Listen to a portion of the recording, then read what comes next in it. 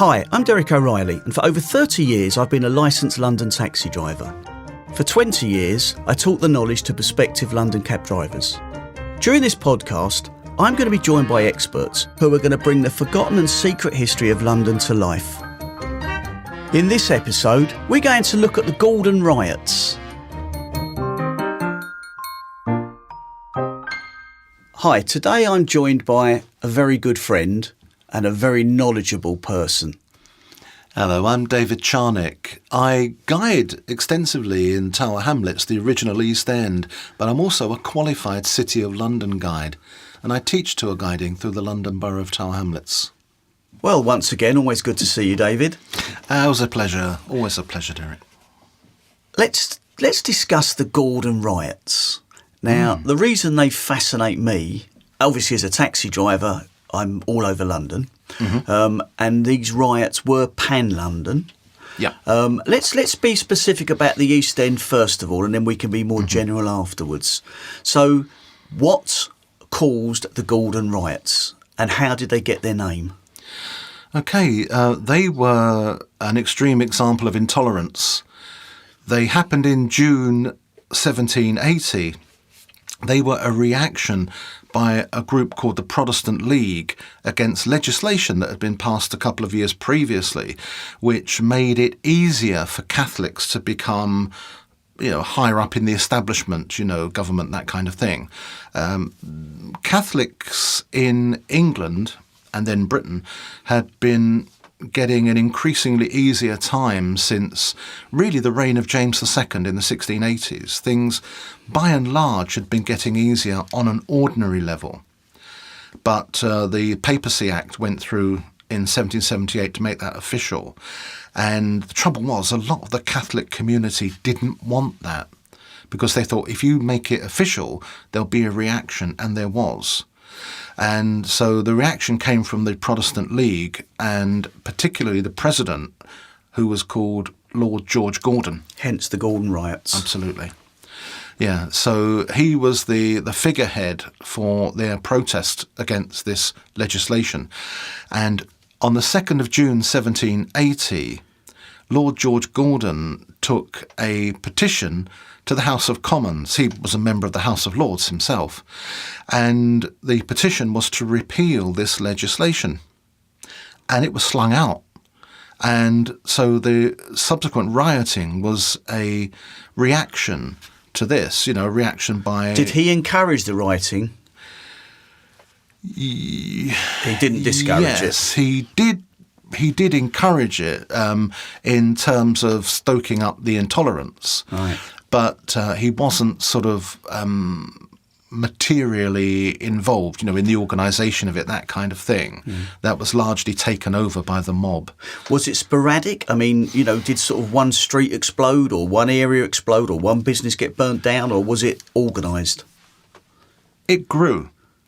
It started really with spontaneous reaction to the chucking out of the petition, because Gordon had marched from Clerkenwell to Westminster with a big mob of supporters from the Protestant League. And when they heard that the petition had been thrown out, they just went mad, really. And being as they were focusing on Catholics, they went to two places where Catholic Mass could be heard legally in London, which were chapels belonging to Catholic countries, in this case Bavaria and Sardinia. Okay. And they attacked the chapels, and what they did was to rip out everything that would burn and make a big bonfire outside. And that was the traditional way of rioting in those days. You would attack a building and you'd rip all the stuff out that would burn and make a bonfire outside. Where were these chapels located in London? Well, the Bavarian chapel was in Soho, as I remember, and the Sardinian embassy was down on Sardinia Street, just round Holborn Way. Just off the Kingsway. Yep, Lincoln's Inn Fields, yeah. Mm-hmm. Yeah, so that's how it started. But then the next day, the Saturday, all these people started gathering in the evening in the Moorfields, so just on the north side of the city. And when there was a big mob there, they started moving through the city. And the thing about the violence was it wasn't aimed just at Catholics. It became an anti-authoritarian protest. So they attacked places that were to do with authority. So they attacked the Bank of England and they attacked jails. They attacked the Newgate jail down on Old Bailey. And that was still being rebuilt after the demolition of the gatehouse. And so they sort of worked their way in there, smashed all the doors and everything. All the prisoners obviously made an escape and so on. They attacked the Fleet prison just a little bit further along the road from Old Bailey and crossed over London Bridge and attacked the Clink prison down on Bankside as it is now. And they destroyed it and it was never rebuilt.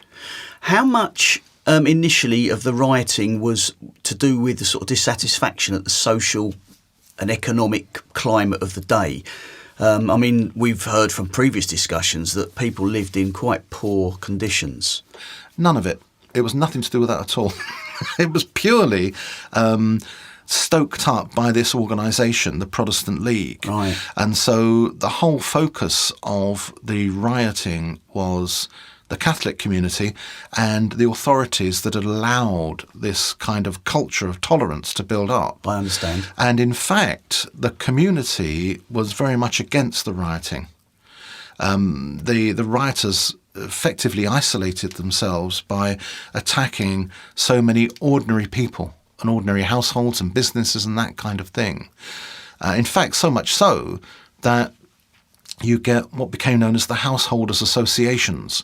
So these were groups of local people who were banding together to prevent the damage to people's properties and so on. Because the damage spread out. It sort of went in ever-increasing circles, as it were, from the centre outwards until you get to Black Wednesday, which is Wednesday the 7th of June 1780. And that's when the violence really spread out to Mayfair in the west, and Clerkenwell in the north, and in the east to the Tower Hamlets.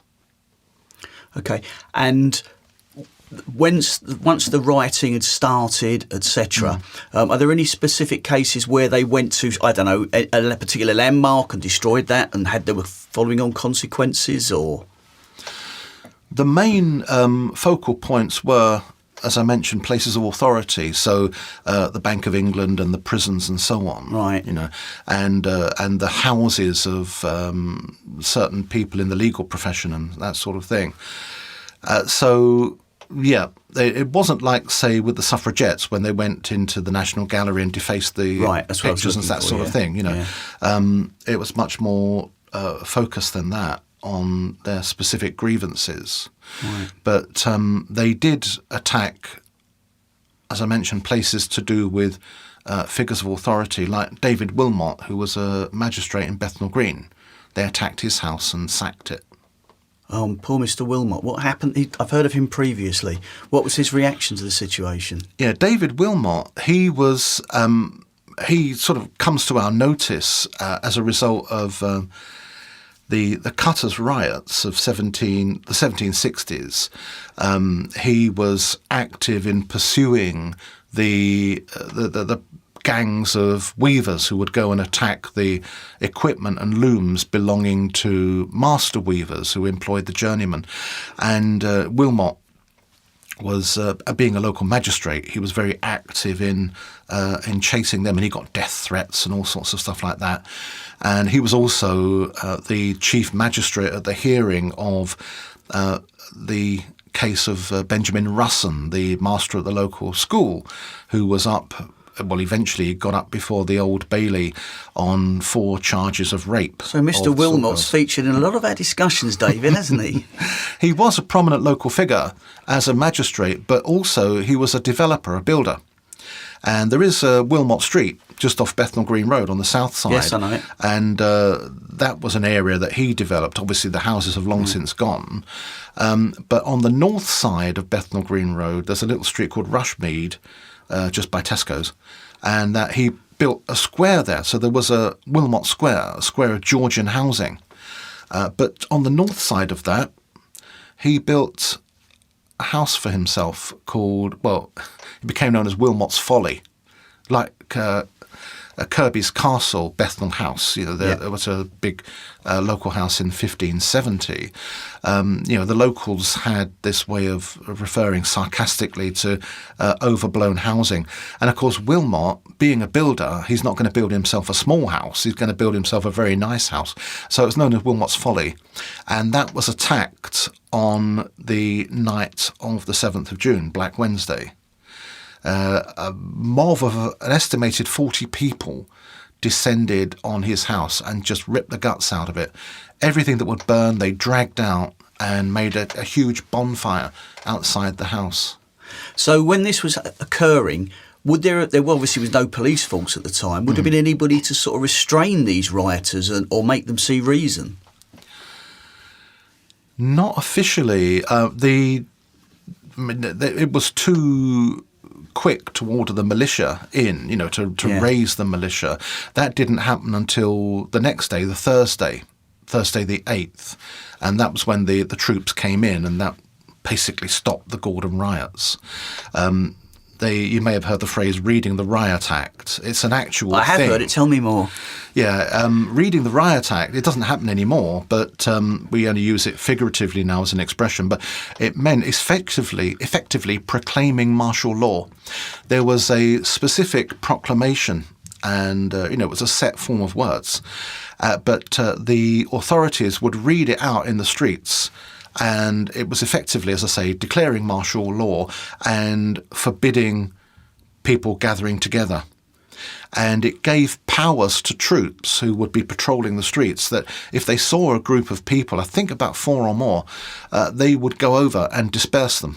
Right. And if they refused to disperse, the soldiers had the authority to shoot them, basically, to fire on them. Right. So how many days and nights did the rioting actually last? Well, it was the chapels were attacked on the Friday, but that was all on the Friday. So you got the Saturday night, nothing on the Sunday, day off, and then Monday, Tuesday, Wednesday. So one night on Saturday and then 3 subsequent nights. Yeah, and then on Thursday, as I say, it was brought to heel by the soldiers getting out on the streets. Okay. And have you got any specific stories for me of individuals who are involved or? Well, the thing about the Wilmot, the attack on the Wilmot house, is that, as I say, it's estimated about 40 people were involved. Only one was identified, a man called John Gamble. And he was identified by James Hayburn. I think that's how it's pronounced, Haburn. He was a headborough. What's a headborough? Or what was a headborough? Oh, you don't know? You surprise me.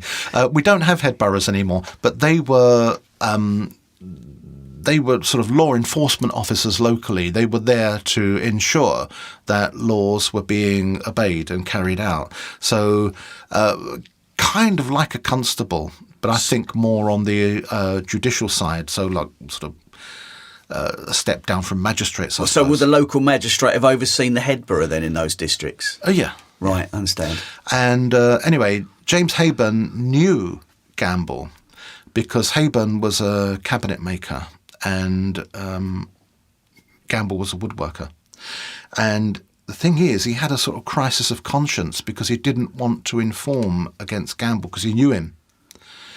And he was split between whether he should inform and whether he shouldn't, and then he decided eventually he should.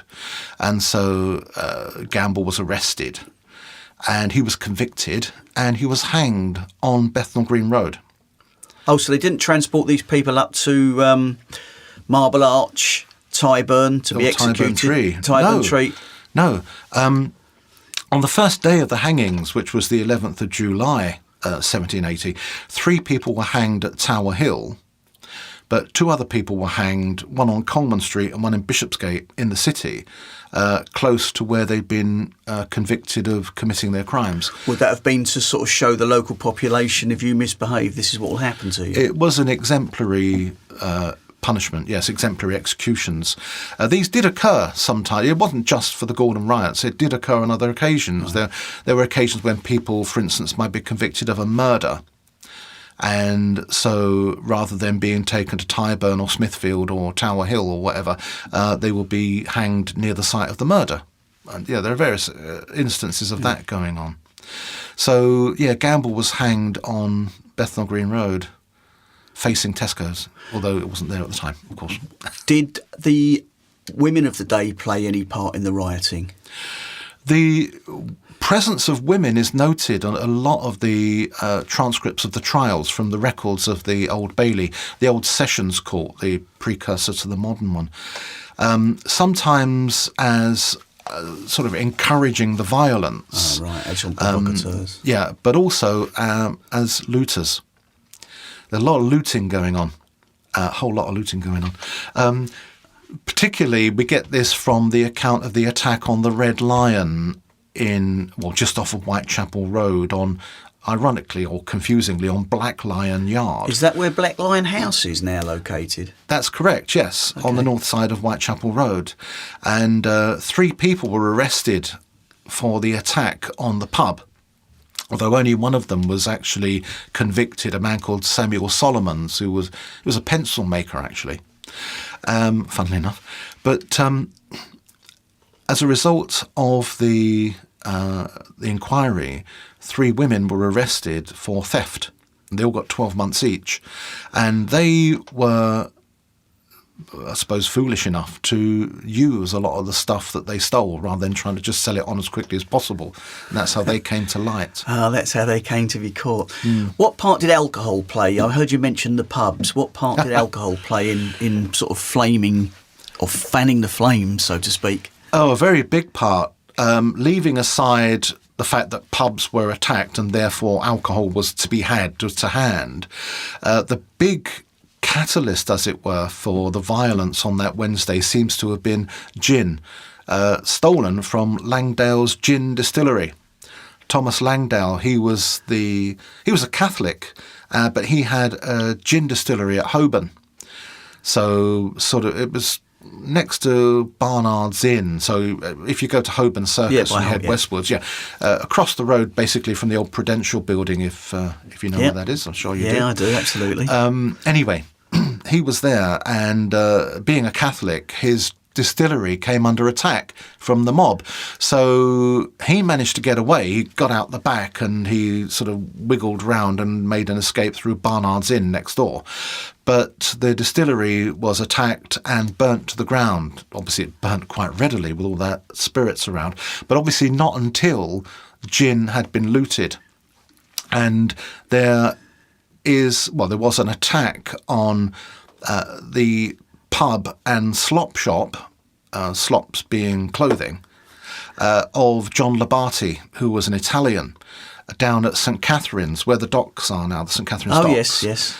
Which used to be an actual thriving community until the docks were built.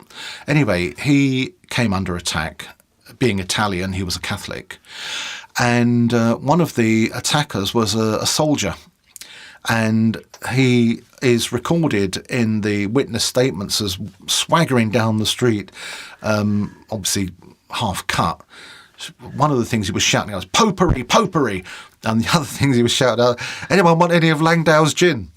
And he'd managed to loot a few bottles of it, and he was swigging away as he went down. And he was actually trying to fan that little bit of local violence, because they were attacking Labate's premises. Yes. There was a china shop down the road, which was where a man called Morrison lived.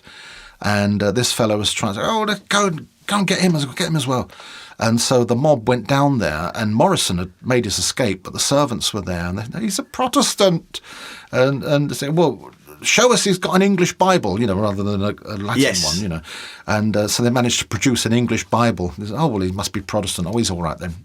And so they left him alone his and china moved shop elsewhere. alone, yeah. Okay. And what... Did the rioting end suddenly, or was there sort of pleas made? Did it calm down over a period of time? I know you've mentioned the Riot Act. Did it literally put a stop to it? Absolutely, yeah. That was the day after the violence of Black Wednesday. So that was the Thursday. And so the troops coming out on the streets, that's what brought everything to a sort of abrupt halt. But there were there was resistance from the local community. You had the associations of householders getting together, and trying to protect their premises. I mean, I mentioned about this fellow Morrison with the china shop. He actually came back in the early hours of the morning, and the rioting was still going on. But at that point, that's when one of these householders' associations appeared to stop the rioting going on. So there was resistance from the community. I mean, it must be understood that the Gordon Riots were not viewed sympathetically by the community. They weren't from the community like early riots were. They were largely condemned by the community at large. Right, I understand now, yes. And was there any sort of repercussions to the riots? I mean, you said they sort of suddenly ended with the Read and Write Act, but presumably people didn't suddenly shake hands and forget all about it. No, there were arrests and there were hangings. Although not as many as you might think. Only 85 people were tried at the Sessions Court on Old Bailey. Another 50 on the other side of the river at the King's Special Commission at St Margaret's Hill. But of the 85 people tried at the Old Bailey, only 35 were found guilty. The majority of them either had no evidence brought against them or they were found not guilty. And of the 35 that were found guilty, only 23 of them were hanged. So it's actually a relatively small number of people, if you think about it, that actually were punished. Yes, certainly in terms of those that took part in the rioting. Yeah. And how long, or did it take a long time for the communities to sort of mend? I mean, presumably there was antipathy towards the Catholics even after the riots. It seems that the Gordon Riots were counterproductive, that they actually increased people's tolerance. That they thought, there's such extreme reaction to tolerant legislation, that seems to have woken people up to the dangers, as it were, of intolerance. So actually life did get a lot easier for Catholics after that. Right. I presume because obviously Britain was going through the war with America over American independence. I think there was still conflict with the French and with the Spanish, and I suppose a large element of those would have been viewed as Catholic. So would there have been that suspicion that the papery was a foreign? It was an issue that had been going on for some time, obviously since the 1500s, really. And Henry VIII, and, well, not so much Henry VIII, but under him, Edward VI, then Mary I, Elizabeth I, and so on. A lot of it, as you say, was to do with politics. So, which countries are you allied with, depended on whether, you were Catholic or Protestant and that sort of thing. So, there would have been that aspect to it, I suppose. But as I say, it did tend to produce more tolerance rather than less. That's interesting. So, yeah. David, have you got any more stories of individuals involved in the riots that would interest me? There are two stories. One of them is really funny and one of them is extremely poignant. So, funny one first. Please. There's a fella called William Hutt, Hutt, and he was brought up on trial for wrecking a weaver's house on Wheeler Street. So Wheeler Street from Bethnal Green Road down to Commercial Street, so Bethnal Green Spitalfields. And he was an apprentice velvet weaver, because weaving, of course, was still very much the local trade in the East End in 1780. And he was an apprentice, so he was a young man, quite a young man. And he had been seen by a man called Myers. And Myers gave a sworn statement that he'd seen Hutt chucking things out of this house, and at one point getting a bed out of an upstairs window, wooden bed frame, so that was going out for the bonfire. And he nearly fell out after it, when he chucked it out into the street. Anyway, he gave a very detailed statement, this Myers, before the trial. And then when the case came to trial, suddenly Myers was less certain And he said things like, for instance, that, it's Wednesday, Black Wednesday the 7th. Yeah, it was Wednesday. It could have been Monday, actually. I'm not totally sure. He said it was definitely between 1 o'clock and 4 o'clock in the afternoon. Yeah, that doesn't help because we need the date, not the time, Yeah. And he kept asking the court to refer back to his written statement. And in the end, the prosecuting counsel said, "I do not like this witness." and the case falls to the ground. And you can hear the frustration in the prosecution counsel's voice. He's getting increasingly frustrated with this witness for the prosecution who is refusing to play ball.